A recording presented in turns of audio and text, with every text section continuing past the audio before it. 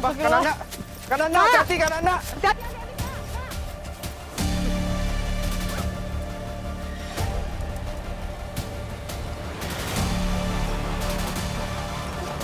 Apa ya? Salam. Kayak rumah pohon atau? Itu apa? Kananda lagi nebang.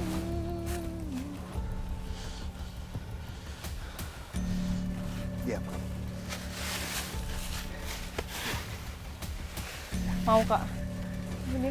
Jadi di dalam ini ada sosok nenek-nenek tua, sangat-sangat tua sekali. Dia menggunakan kepalanya ya, karena sampai saat ini hanya kepalanya saja yang kelihatan. Dia menggunakan mahkota. Matanya itu sangat, kalau saya bilang matanya mata cantik ya, tapi kulitnya itu udah kayak ngelupas. Kalau yang batu bolong itu perempuan, nenek-nenek itu Pak. Dia pakai kerudung, udah bongkok banget itu. Nah dia bilang, kamu datang sini, ada apa? Oh, oke, saya minta maaf jika kami salah. Jadi gini, Fasya, Kak Aya, di sini bukan yang menyebabkan kecelakaan. Tapi kenapa pada saat saya jalan, saya mencoba untuk mendeteksi goib yang mana yang menyebabkan hilang itu.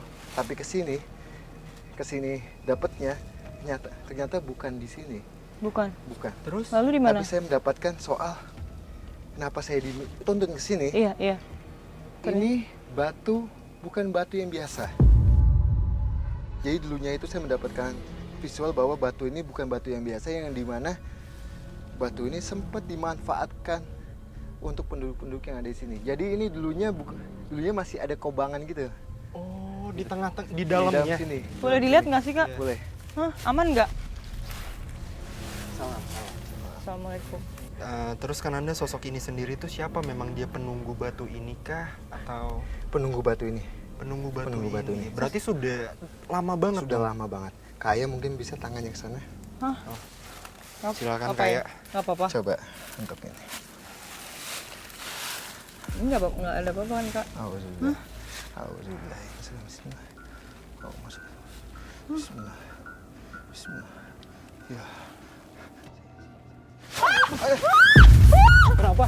Seketika situasi kembali mencekam, seolah adanya penolakan dari sosok penunggu di batu bolong ini, yang mana membuat kami yakin bahwa batu ini bukan batu biasa. Mang katanya, ini batu ini nih katanya nih, jangan sampai istilahnya di apa katanya. Saya kan kurang paham gitu ya, makin kata saya Bu, ada apa gitu. Udah Bapak mah pokoknya mah jangan sampai banyak sampah, ini diatur sampai jangan ada yang gitu. Itu di situ tuh. Lantas, mengapa sosok nenek tua yang mendiami batu memberikan penolakan terhadap kami? Apakah hal tersebut berhubungan dengan fenomena banyaknya orang hilang di area ini?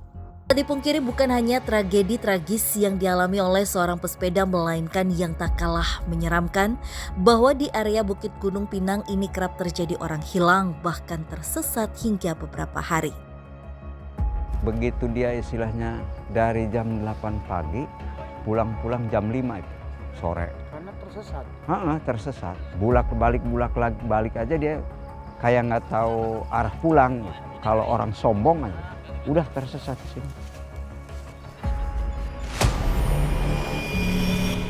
Lantas apakah sosok astral yang sempat memberikan penolakan terhadap Den Anandalah yang menyebabkan fenomena mengerikan tersebut?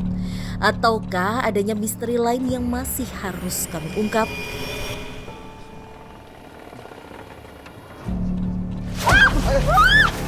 Kenapa? Apa Kak? Kananda. Aduh. Kak. Hah? Kananda. Kak. Kenapa Kananda? Dia marah apa gimana? Iya.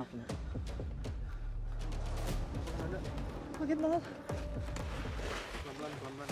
Ada apa Kak?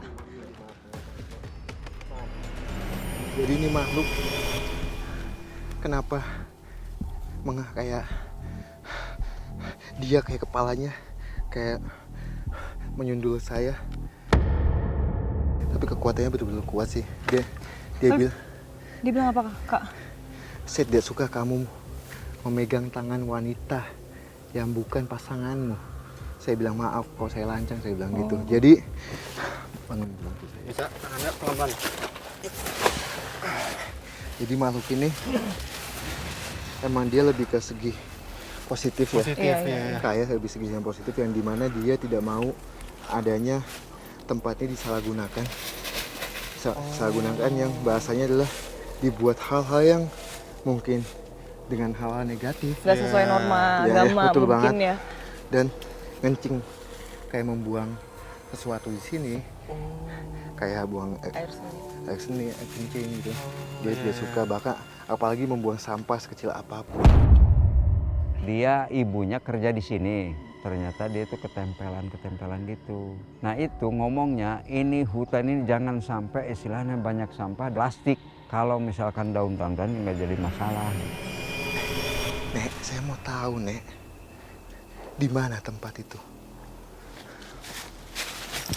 Kananda, Kananda. Aduh, Kak Ubi, Kananda. jangan naik, Kak. Hati-hati, Kananda. Tak mendapatkan jawaban dari fenomena orang hilang dan mencoba kembali menggali informasi hingga sesuatu mengejutkan penelusuran ini. Iya. Gue minta tempat kayak bangunan, cuma nggak usah gede-gede. Allah masih mau. Buat apa kak? Tim, ada tempat kayak bangunan gitu nggak, Tim? Dekat sini. Nggak usah. Tapi pas sebelum gue jalan, gue udah siapin. Akhirnya emang kebetulan kan kita pengen mengetahui soal hilang di sini. Betul. Iya itu kita Dan gue pengen udah tahu. siapin kayak sesuatu yang ada di mobil gue. Minta tolong bawain kayak lonceng, kain hitam, pecut gue, Lucu. lilin.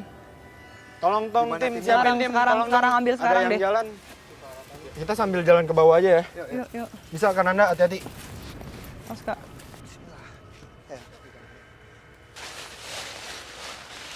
Jujur itu cukup menegangkan menurut aku, bahkan sempat ada perdebatan juga antara aku, Kaya, dan Tim.